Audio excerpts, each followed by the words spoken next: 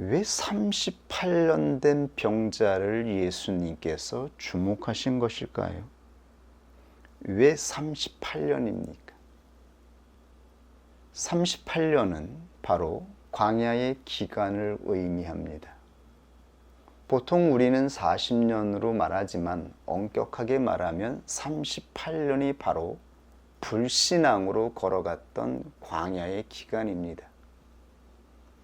처음 2년은 불신앙으로 그들이 맞이했던 광야가 아니라 가나안 땅에 들어가기 위해 준비하던 기간이었습니다.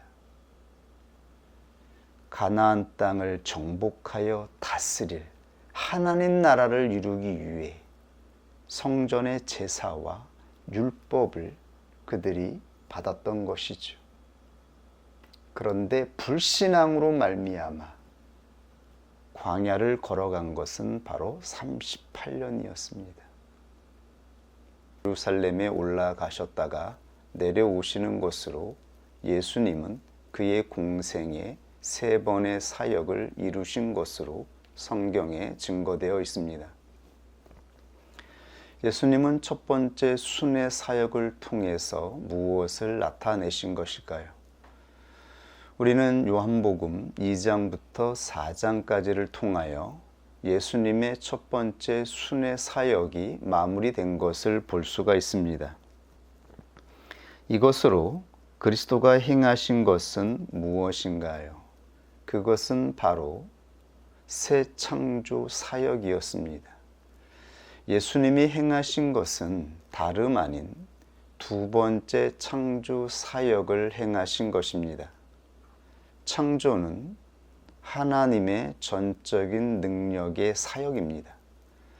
그러므로 그리스도는 하나님의 참 아들이심을 나타내셨습니다. 예수님께서 갈릴리 가나에서 물을 포도주로 변화시킨 것, 그리고 오늘 우리가 살펴볼 두 번째 순회 사역의 세 번째 표적, 38년 된 병자를 고치시는 것, 그리고 요한복음 9장에 행하신 표적, 날 때부터 소경된 자를 치유하신 것, 이 모든 것은 사람의 영역이 아니었습니다.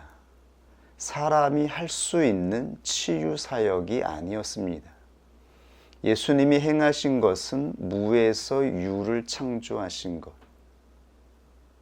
더 이상 생명력이 없는 그러한 존재에 생명을 부여하신 것, 전혀 빛이 없던 날 때부터 소경된 자에게 빛을 허락하신 것, 이것은 사람이 행할 수 있는 영역이 아니라 하나님만이 행할 수 있는 창조 사역이었음을 나타내고 있는 것입니다. 그러므로 예수님은 하나님이셨습니다. 하나님이 이 땅에 오셔서 하나님의 뜻으로 두 번째 창조 사역을 행하신 것입니다. 이것은 바로 창조라고 하는 것을 분명하게 기억하고 이 의미를 되새기면서 묵상할 수 있기를 원합니다. 그렇다면 예수님이 창조하신 두 번째 창조의 핵심적인 것은 무엇이었습니까? 하나는 새로운 성전을 선언하신 것이었습니다. 하나님이 거하실 영원한 성전. 이것이 가나의 혼인잔치를 통하여 주님께서 말씀하신 새로운 성전의 창조였습니다. 그리고 두 번째는 새로운 백성을 선언하셨죠. 과연 새로운 백성은 누구입니까? 거듭나는 자, 위에서 주시는 생명을 받은 자, 그가 바로 새로운 백성으로 창조되었음을 말씀하고 있습니다. 세 번째, 사마리아 여인과의 대화를 통해서는 이제 보이는 성전에서 드리는 예배가 아니라 새로운 예배, 신령과 진정으로 드리는 영적인 예배의 시대가 되었음을 선언하셨습니다. 이것이 예수님께서 이 땅에 오셔서 새롭게 창조하신 두 번째 창조의 목적이었던 것입니다. 그리스도는 말씀이셨습니다. 그리스도는 말씀으로 선언하심으로써 창조하십니다. 태초에 하나님께서 말씀으로 첫 번째 창조를 완성하신 것처럼 이제 하나님의 참 아들이신 예수 그리스도가 이 땅에 오셔서 두 번째 창조 사역을 말씀으로 선언하고 있는 것입니다. 그리스도가 선언하신 것이 그대로 이루어지고 있는 것입니다. 그런데 주님은 새로운 창조를 행하시면서 옛것을 폐하시고 있습니다. 이전에 있던 것들을 허무시고 있습니다. 왜 주님은 아무것도 없는 곳에 새로운 창조를 행하시지 않고 이미 있는 곳, 이미 지어진 것이 있던 것을 폐하시고 그 위에 두 번째 창조를 행하고 있는 것일까요? 그것은 하나님의 언약 때문입니다. 하나님은 인간이 타락하여 패역하게 되었을 때에 물로 이 세상을 한 번 멸하셨죠. 그리고 다시는 물로 세상을 멸하지 않겠다라고 언약하셨습니다. 그러므로 예수님은 이 땅에 오셔서 이미 있는 곳, 이미 옛것이 있던 그 자리에 새로운 것을 창조하고 있는 것입니다. 이 실존이, 이 현실이 그리스도인에게 펼쳐지고 있는 것입니다. 우리가 당하는 고난이나 고통이나 또한 시험이나 영적인 싸움은 전혀 없는 곳에 새 것을 세우는 것이 아니라 이미 있는 것, 있는 자리, 이미 우리가 가지고 있던 자리에 새 것을 세우시는 하나님의 창조 사역이므로 여기에 발생하는 수많은 시험과 싸움이 있다라고 하는 것을 보여주고 있는 것입니다. 예수님은 죄인들을 심판하시기 위해 이 땅에 오시지 않았습니다. 이미 이 땅에 살아가고 있었던 죄인들을 소멸하시고 새로운 땅에 새 것을 세우시는 것이 아니라 죄인 안에 새 것을 창조하고 있습니다. 그러므로 요한복음 3장 17절에 이렇게 말씀하고 있습니다.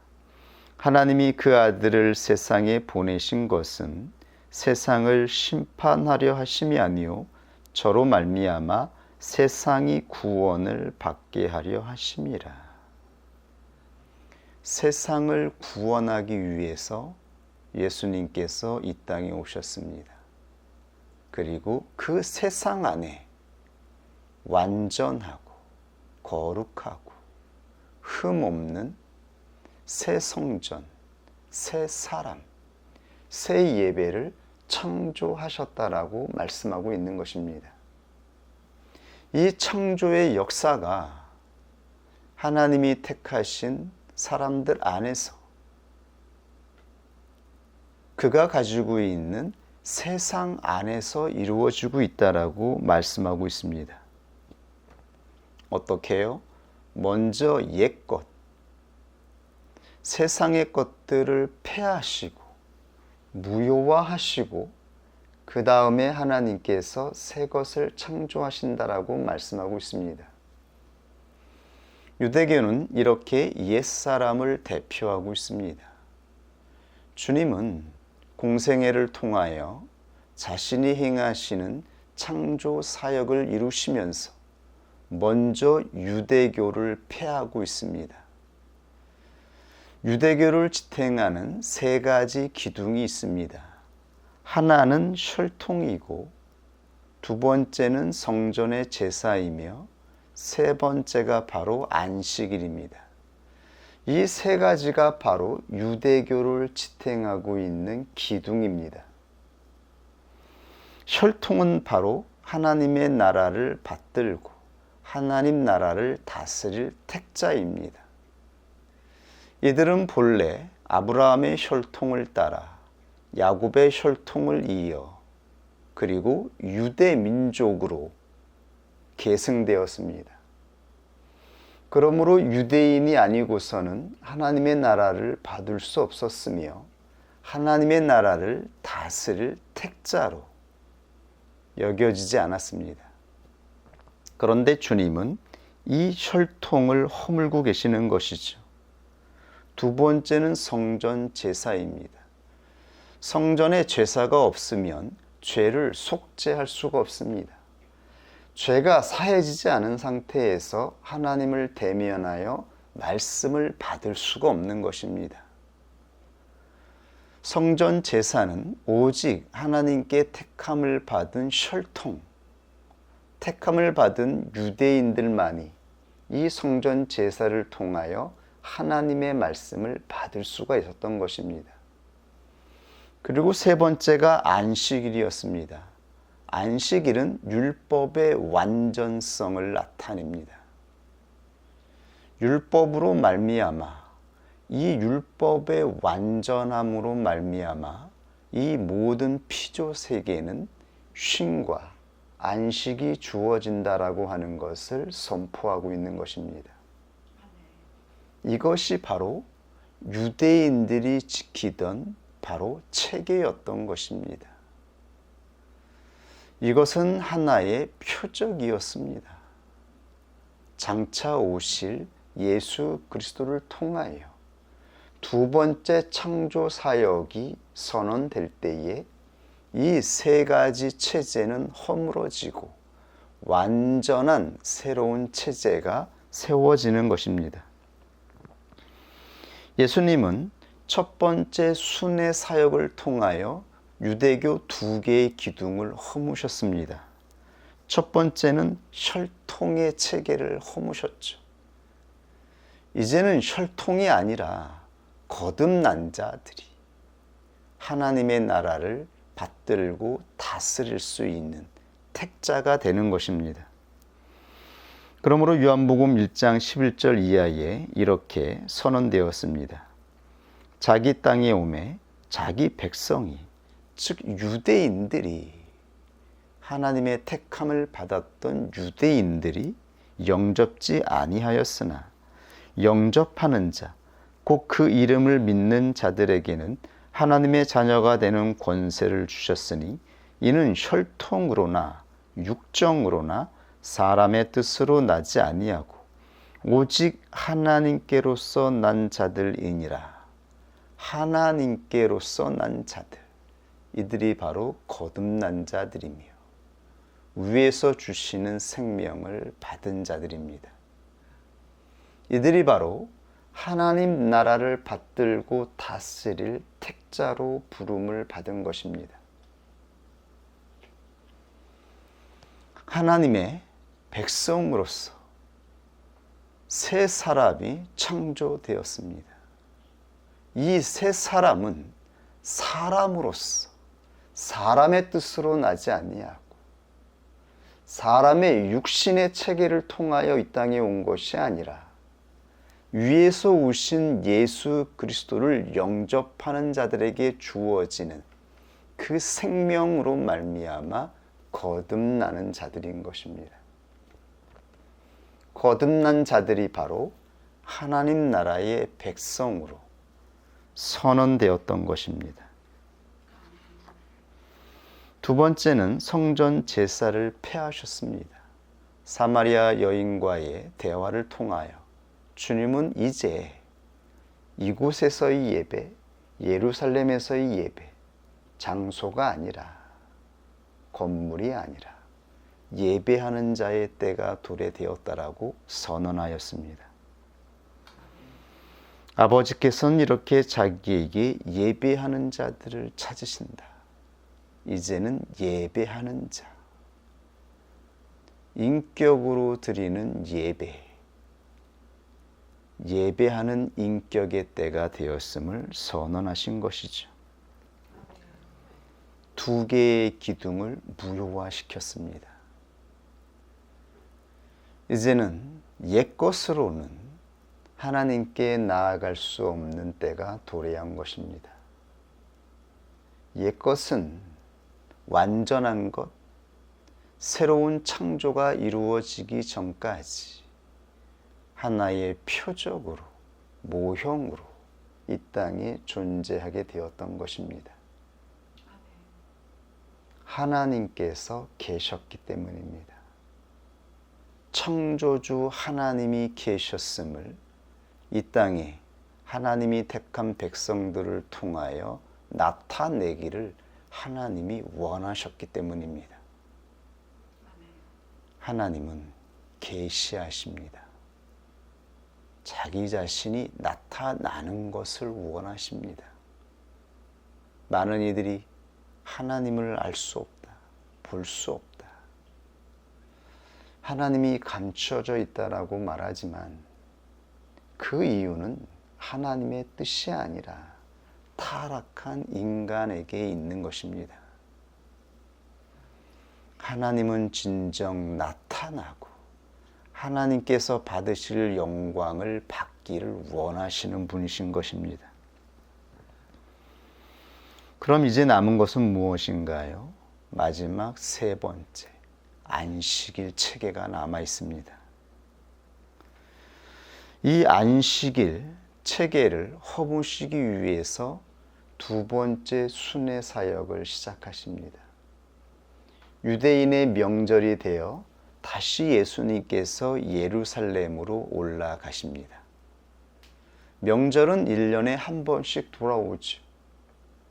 그러므로 1년에 한 번씩 예수님은 예루살렘에 올라가신 것입니다. 이렇게 세 번의 순회 사역을 통하여 예수님은 공생의 사역을 완성하셨던 것이죠. 오늘 요한복음 5장 1절에 보면 그 후에 유대인의 명절이 있어 예수께서 예루살렘에 올라가시니라. 그리고 예수님은 예루살렘에 있는 베데스다라 하는 연못가를 주목하셨습니다. 2절에 보니까 예루살렘에 있는 양문 곁에 시브리 말로 베데스라라 하는 못이 있는데 거기 행각 5이 있고 그 안에 많은 병자, 소경, 절뚝발이, 혈기 마른 자들이 누워 물의 동함을 기다리니 이는 천사가 가끔 못에 내려와 물을 동하게 하는데 동한 후에 먼저 들어가는 자는 어떤 병에 걸렸든지 낫게 되미러라. 베데스다 못가에서 이루신 표적이 오늘 말씀에 기록되었습니다. 베데스다 연못은 고고학자들의 발굴에 따르면 가로 세로 100 곱하기 60m, 즉 지금 우리가 어렸을 적에 보았던 운동장 크기입니다. 그러한 연못에 행각이 5개가 있었다라고 성경에 명시되어 있습니다. 요한복음서에는 이 5이라고 하는 숫자가 중요하게 명시되어 있죠. 사마리아 여인의 남편이 5이었더라. 그리고 베데스다 못가에 행각이 있었는데 그것이 5이었다라고 명시하고 있습니다. 왜 사도는 이것을 명시하였을까요? 5은 유대인들에게 고통을 의미하고 있었습니다. 그런데 이 5의 원래 의미는 고통이 아니라 책임과 의무입니다. 손가락이 5이고 발가락이 5이고 인간의 감각기관이 5입니다. 눈, 코, 입, 귀, 팔다리의 감각기관을 합쳐서 5개죠. 이것은 바로 책임과 의무를 의미합니다. 인간에게는 하나님이 주신 책임과 의무가 있었습니다. 그것은 하나님의 계명을 받들어서 하나님의 나라를 다스리는 것이었습니다. 이것이 하나님이 택하신 택자들에게 주신 책임과 거룩한 의무였습니다. 아담과 하와 그리고 하나님께 택함을 받은 모든 자들은 하나님의 계명을 받들어서 이 거룩한 의무를 행하는 것으로서 그들의 인생은 명예와 자랑, 면류관이 주어지게 되어 있었습니다. 그러나 인간의 인생은 자랑과 명예, 면류관이 아니라 고통이 되었습니다. 하나님의 택자들이 하나님의 계명을 받들지 않고 어기고 자기의 육신의 본성을 따라 나아갔기 때문입니다. 거룩한 의무를 행하지 않고 지키지 않는 인생은 초라하고 비참할 뿐입니다. 이 인생에서 인간이 가지게 되는 명예와 자랑은 바로 책임과 거룩한 의무를 다하는 자에게 주어집니다. 그러므로 성경 마지막 책 요한계시록에서 하나님은 사도를 통하여 명령하셨습니다.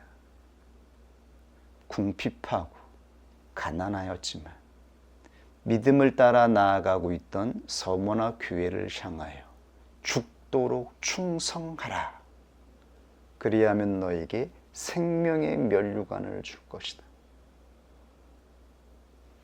사람이 가지고 있는 인간의 조건, 부와 재물, 인간이 가지고 있는 그 어떠한 의지로 면류관을 얻게 되는 것이 아니라 하나님 앞에서 신뢰로 하나님의 계명을 지켜서 끝까지 나아간 자들, 마지막까지 이 거룩한 의무 앞에 살아간 자들이 생명의 면류관을 얻을 것이라고 말씀하신 것이죠.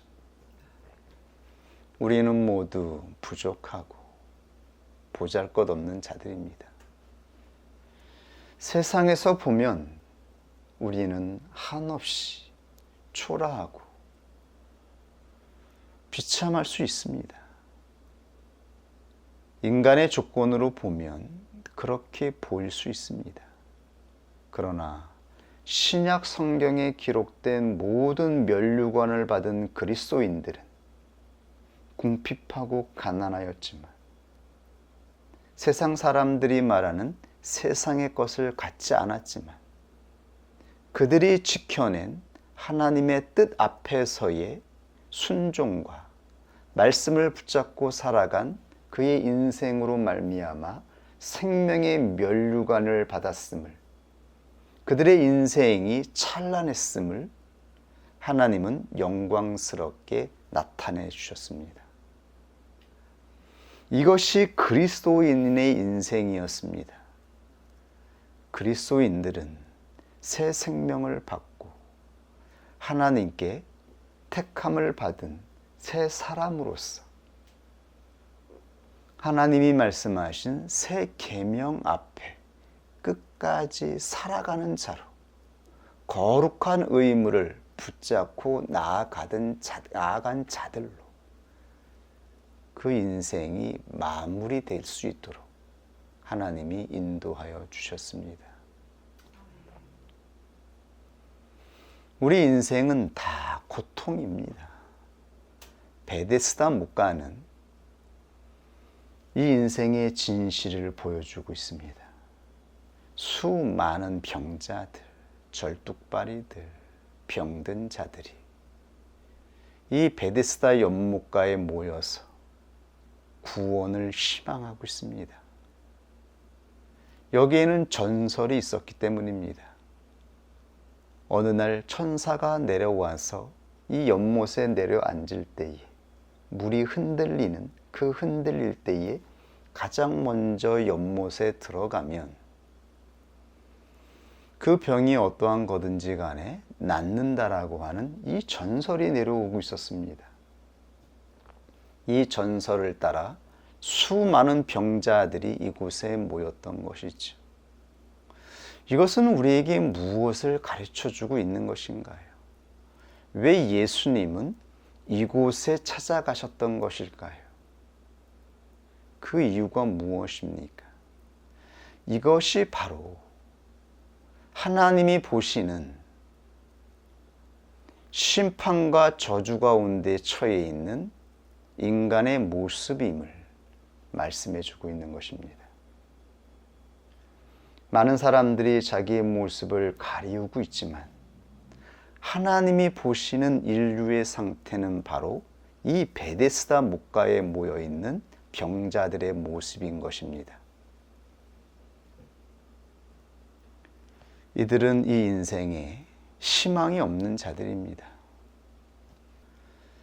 베데스다 연못에 모인 병자들의 모습은 고통의 인생을 보여주고 있습니다. 이들은 이곳에서 혹시라도 자신들에게 찾아올 구원의 은혜를 쳐다보고 있습니다. 그러나 이 전설을 의지한다라고 하는 것은 이 인생에 가망이 없다라고 하는 것을 의미하죠. 이 전설이 이루어지겠습니까? 인생에 소망이 없는 자들, 사실이 아닌 것을 지금 의지하고 있는 이들의 처지, 이것이 바로 우리의 인생에서 우리가 직면하고 있는 우리들의 영혼의 진실한 모습이기도 하죠. 이 인생에 무슨 소망이 있습니까? 우리가 이 인생을 건질 수 있는 그 무슨 가치와 목적을 가지고 있습니까? 하루하루 먹고 살기 위해서, 그냥 살기 위해서 살아가는 짐승들과 다를 것이 무엇입니까? 무슨 희망과 소망이 우리에게 있습니까? 이것이 우리의 인생입니다. 그런데 자기 의지를 가지고 열심히 살아가는 세상 사람들의 모습이 있습니다. 무엇인가 희망을 가지고 가치 있는 신념을 가지고 무엇인가를 이룰 수 있다라고 긍정하며 살아가는 사람들이 있습니다. 사람들은 이 삶을 긍정하고 신념하고 열심 있는 의지로 살아가는 그 사람들이 나은 사람으로 우리가 바라보아야 할 인생으로 그렇게 말하곤 하죠. 그러나 하나님 앞에서 우리 인생의 진실은 무엇입니까? 왜 예수님은 귀족들, 성공한 사람들, 왕궁으로 들어가지 않고 베데스다 연못으로 오신 것입니까?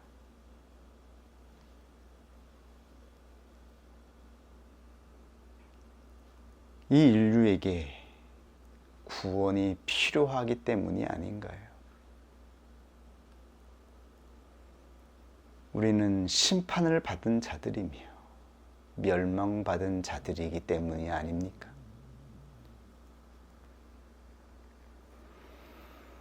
오절에 보면 베데스다 연못에 오신 예수님이 주목한 병자가 기록되어 있습니다. 거기 38년 된 병자가 있더라. 왜 38년 된 병자를 예수님께서 주목하신 것일까요? 왜 38년입니까? 38년은 바로 광야의 기간을 의미합니다.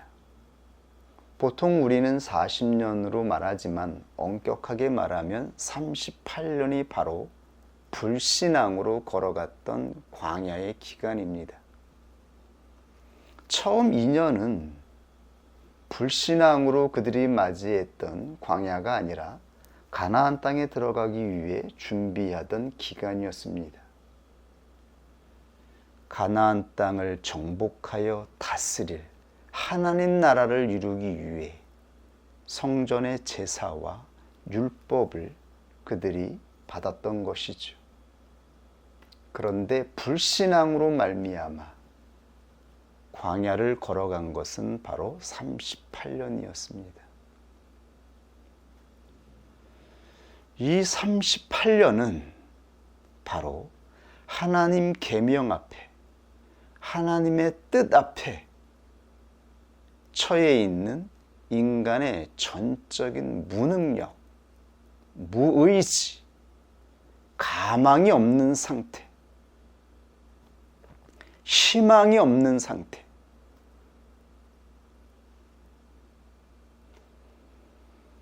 면류관이나 상급, 자랑을 얻을 수 있는 의지가 전무한 상태, 전적인 무능력의 상태를 나타냅니다. 그리고 38년은 이렇게 하나님의 법 앞에서 무능력한 이 인간의 모든 의지를 허무시는 기간, 이 38년의 기간을 지나서야 하나님은 새로운 백성들을 가나안 땅에 들어가게 하신 것이죠. 새 의지로, 하나님이 주시는 새 의지로 새 사람들이 가나안 땅에 들어간 것입니다. 이것이 바로 모형이었던 것입니다. 그러므로 주님은 38년 된 병자, 이 병자 앞에 서는 것입니다. 하나님의 뜻이 여기에 그 본질적인 의미가 나타나기 때문입니다. 그리고 주님은 묻습니다. 내가 과연 낫고자 하느냐? 38년 된 병자에게 묻고 있습니다. 낫고자 하느냐? 이 38년 된 병자에게 낫고자 하는 의지가 있을까요? 있을 턱이 없죠.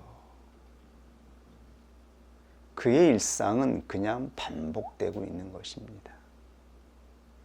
그가 가지고 있는 희망은 그냥 하루하루, 그냥 그가 살아가는 하나의 명목적인 목적일 뿐입니다.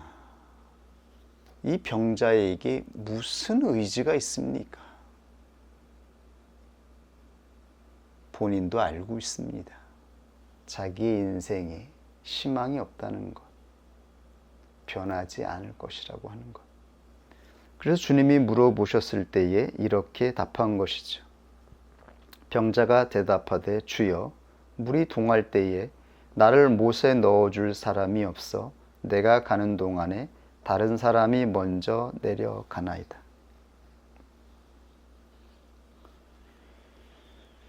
먼저 들어갈 수 없습니다.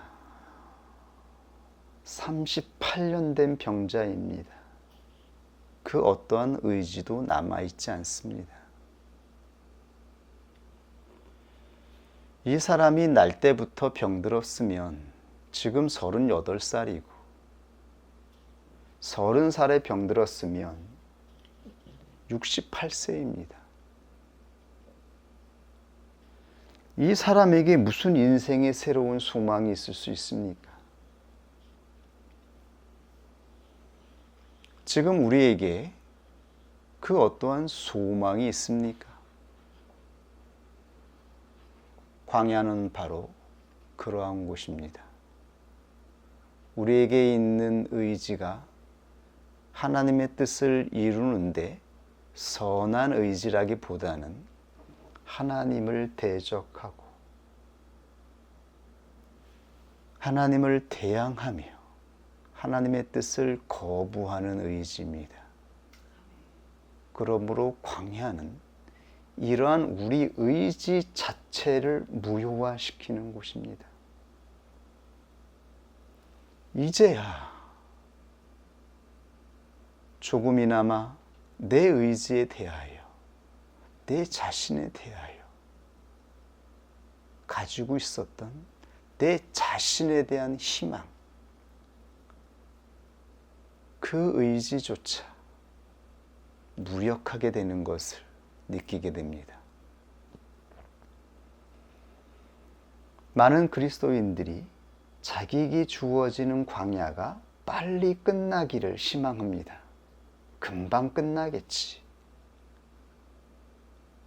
한 2, 3년 지나고 나면 이제 이 광야의 때가 지나서 찬란하게 열매를 맺을 가나안 때가 오겠지. 그러한 희망을 가지고 하루하루를 열심히 살아갑니다. 열심히 말씀을 전하고 의지를 내어 선을 행하려고 하고.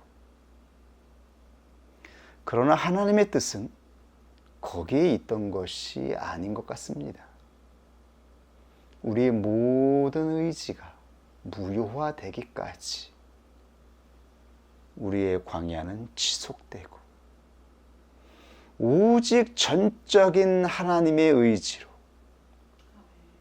창조하고자 하시는 하나님의 창조의 능력으로 새 사람을 시작하게 하시는 것,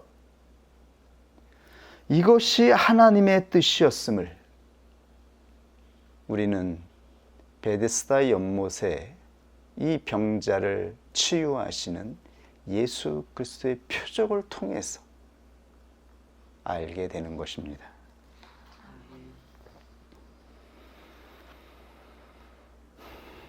이것이 바로 인간의 전적인 타락, 전적인 무능력을 선언하는 표적인 것입니다.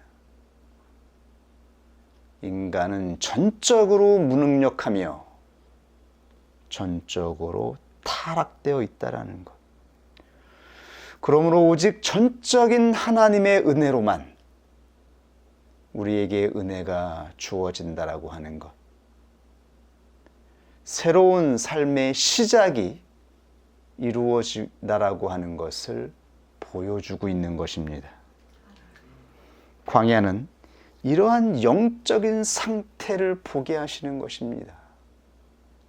하나님께 택함을 받은 그리스도인들이 영적인 출애굽을 하여 광야의 기간을 걸어가면서 자기에게 남아있는 의지, 자기가 가지고 있는 그 신념, 그 관념들이 얼마나 헛되고 부질없으며 오히려 하나님 앞에 하나님의 사역을 방해하며 하나님과 싸우는 패역된 것임을 처절하게 보게 하시는 곳이죠.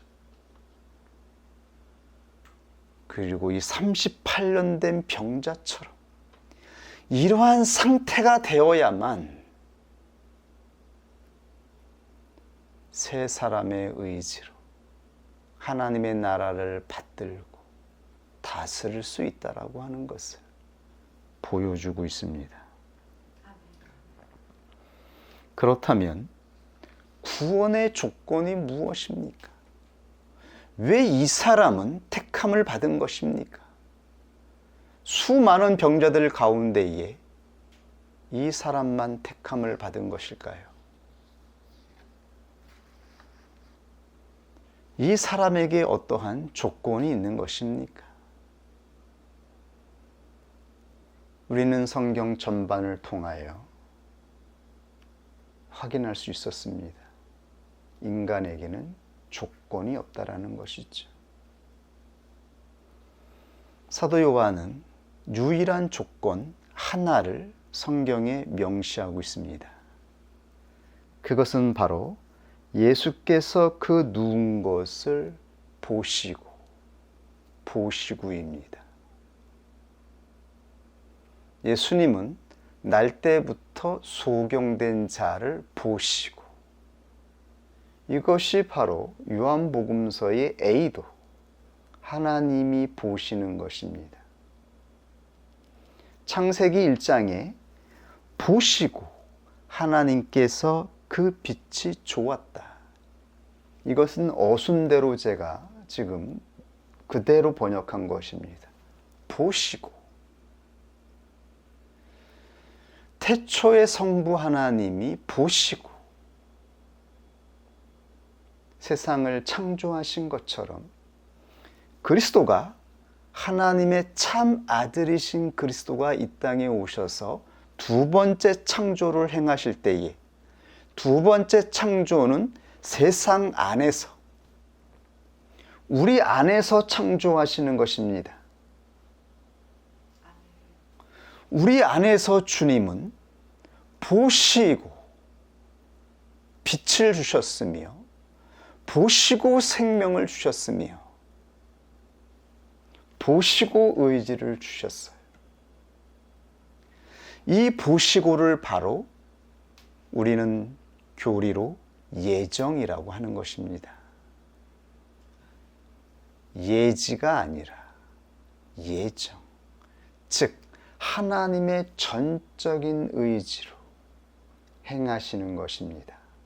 하나님의 뜻으로, 하나님의 전적인 의지로, 전적인 은혜로 한 사람에게 은혜를 허락하여 주신 것입니다. 예지는 사람의 의지를 보는 것입니다. 조건이 있는 것이죠. 그 사람의 의지를 보시고 하나님이 은혜를 주시는 것, 이것은 바로 예지, 예정입니다. 사람에게 조건이 있는 것이죠. 그러나 우리는 요한복음서의 표적을 통하여 예수님께서 행하신 이 새 창조의 은혜의 역사가 전적인 하나님의 뜻으로, 하나님의 은혜로 값없이 주어지고 있다라고 하는 것을 확증하게 되는 것입니다. 이 은혜가 바로 우리에게 주어진 것입니다. 우리에게 어떠한 조건이 있어서, 다른 사람보다 나은 것이 있어서, 다른 사람보다 선한 것이 있어서 우리에게 은혜가 주어진 것이 아닙니다. 이것은 전적인 것입니다. 그러므로 자랑할 것이 없습니다. 우리가 나의 나됨을 내 자랑으로 나타낼 수가 없는 것입니다. 언제쯤 돼야 우리가 이 진실을 있는 그대로 받아들이고 하나님의 은혜를 따라서 이 인생을 하나님께 돌리는 삶으로 살아갈 수 있을까요? 그것이 바로 하나님의 뜻이었습니다. 하나님의 선한 의지를 나타내는 것, 창조주 하나님을 기념하는 것, 성부 하나님께서 계시고 참 아들이 이 땅에 오셔서 우리 안에 새 생명을 창조하여 주셨다라고 하는 것, 그리고 새 의지로 나아갈 수 있도록 새 의지를 선물로 주셨다라고 하는 것.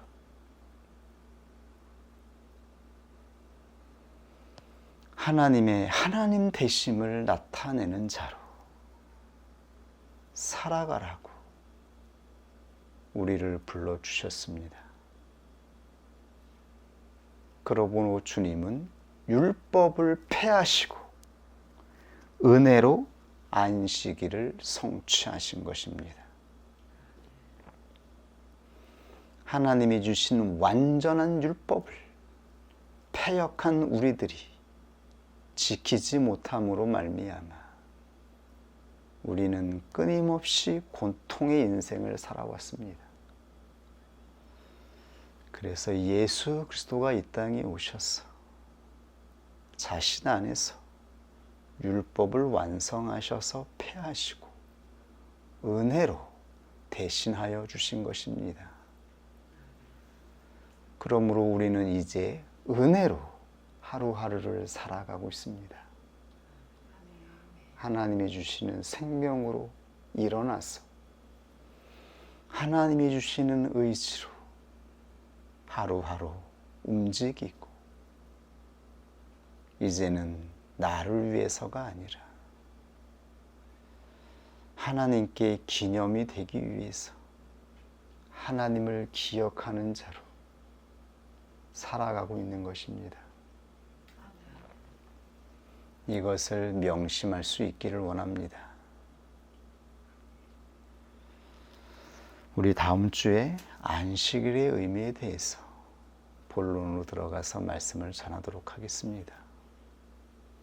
오늘 주신 말씀을 우리가 되새기고 기억하면서 우리 함께 기도하겠습니다.